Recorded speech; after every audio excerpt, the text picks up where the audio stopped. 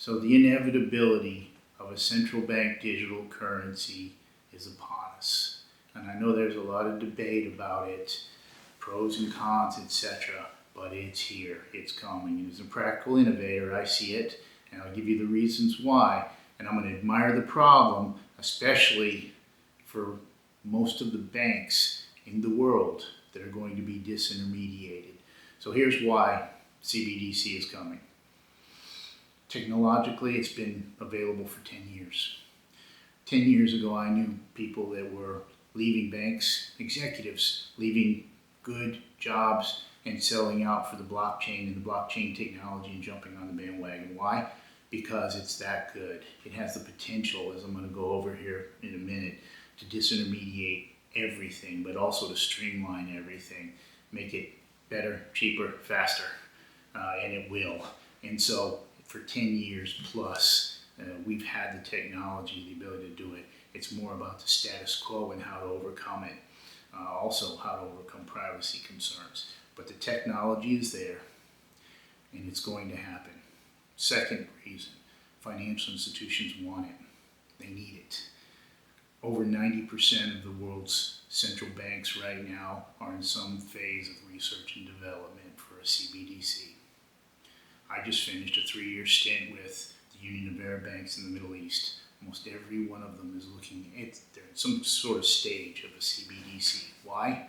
Because it's inevitable. It's coming.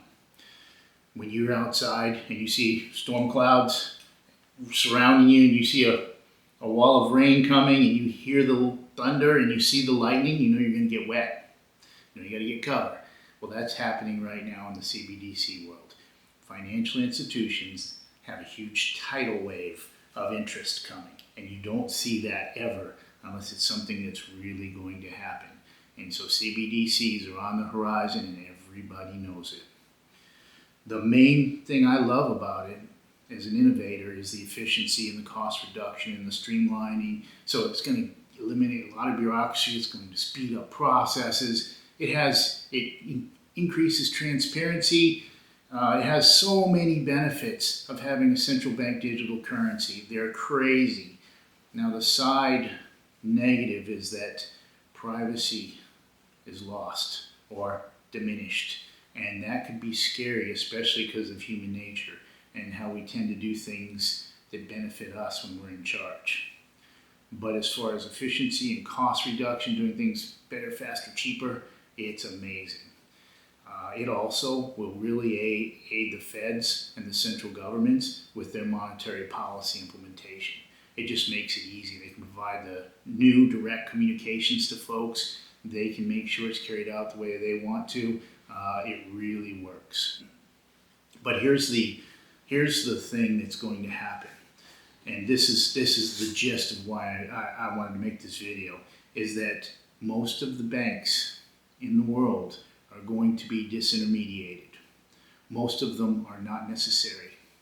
Now the Fed in their paper, Digital Money, said we're not in the business of having direct accounts with consumers. And I believe that.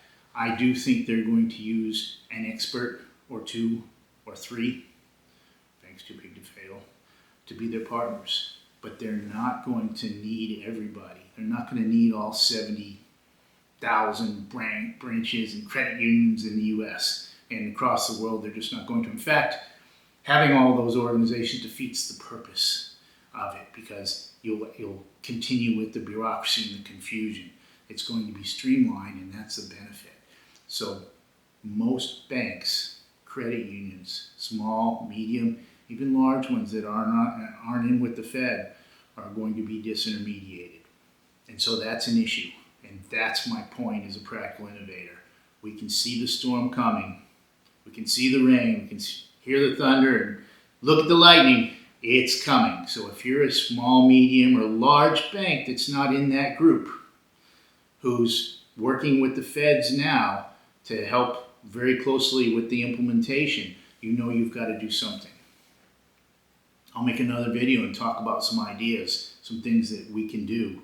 But in the meantime, we have to kind of be like, Einstein had a famous quote that if he had an hour to come up with a solution to a problem, he'd spend 55 minutes working on the problem, identifying the problem, and 5 minutes on the solution. So right now, first you need to recognize the problem.